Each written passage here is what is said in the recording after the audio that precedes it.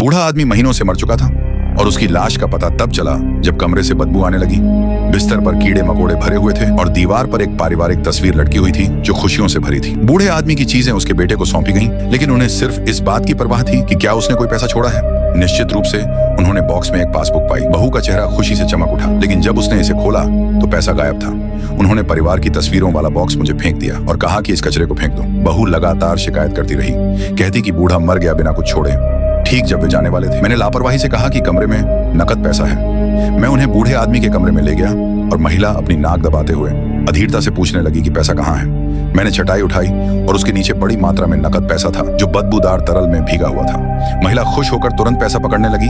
बूढ़े आदमी की गंदगी की शिकायत करती रही, लेकिन फिर भी पैसा जेब में डालती गई। उन्होंने मुझे पैसों से भरा एक बेसिन सौंपा और कहा कि इसे साफ करो। महिला ने यह सुनिश्चित किया कि उसने पैसा गिना है और मुझे चेतावनी दी कि कोई चालाकी मत करना।